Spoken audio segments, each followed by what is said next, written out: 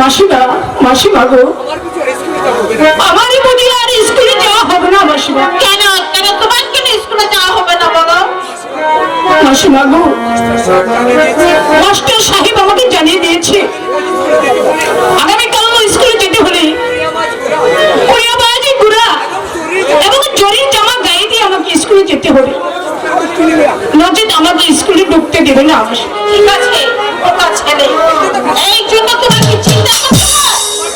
তোমার দিদি শুনলে তোমাকে সব কিনে দেবে।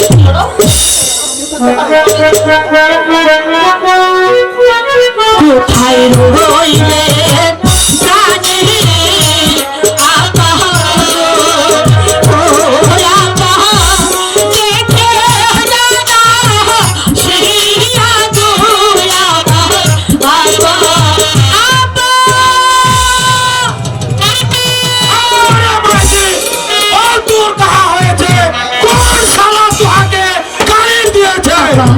কেউ আমাকে গালি দেয়নি, আমি যে বড় বিপদে পড়ে গেছি। বিপদে পড়েছিস? তোর কাহা বিপদ আছে? ওই সাহেব বাসার আদেশ আমার দাদা যদি আগামীকাল স্কুলে যায় চোরের জামা পরে হরি আওয়াজ ঘোড়ায় চড়ে যেতে হবে।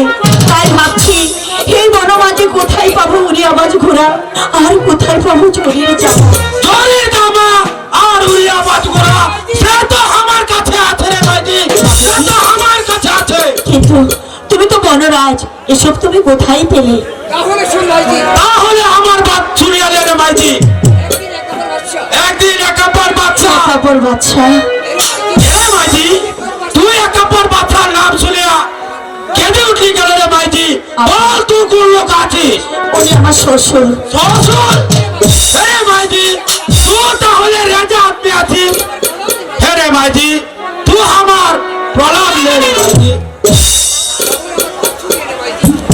তাহলে আমার বাপ শুনিয়া রে ভাইজি, একদিন একাপর বাচ্চা এই জঙ্গল মে শিকার করতে এসেছিল, আর শিকার করতে আসিয়া বড্ড বিপদ করেছিল। हम लोग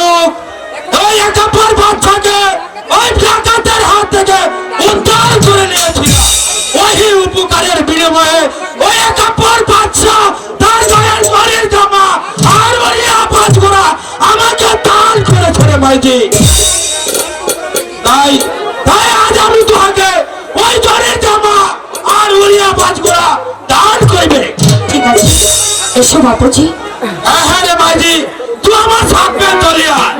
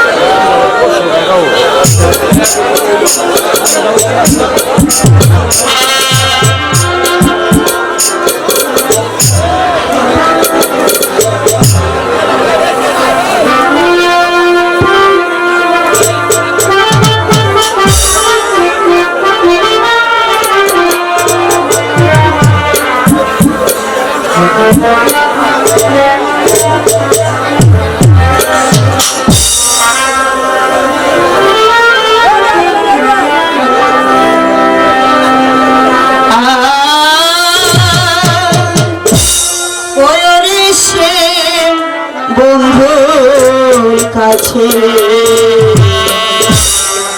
অভুলামি নতি করে কোন দোষে রীতি বন্ধু আমার ছাড়িল।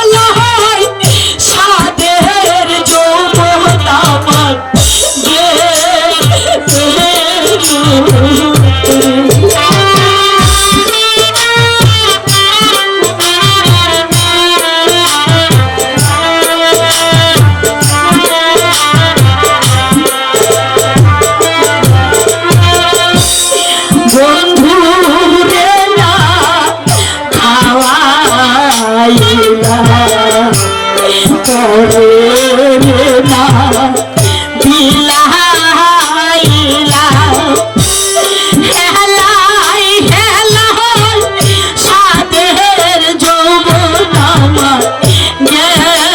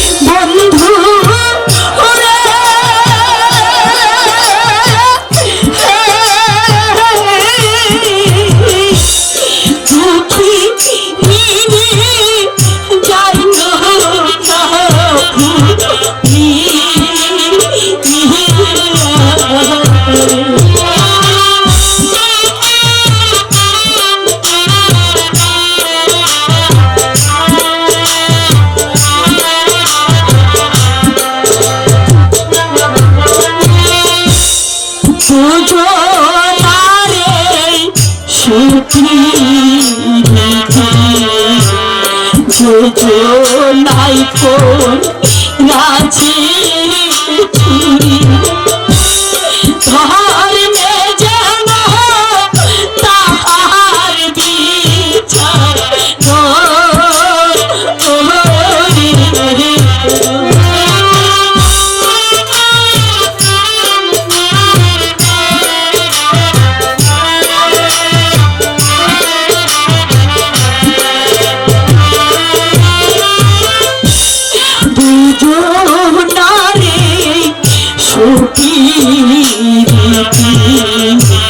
যে নাই কই আছে ক্ষতি ধর্মে যেন তাহার বিচার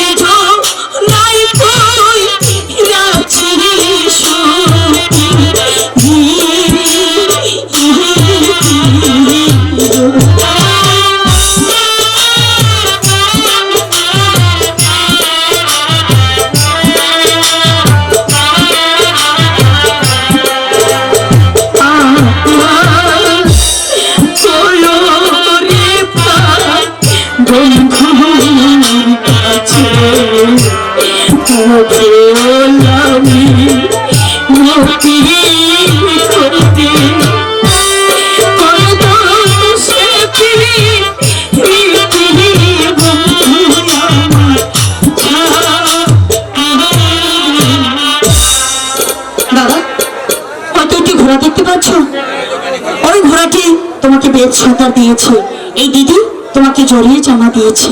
এসো, খেয়ে দিয়ে স্কুলে যাবে, এসো।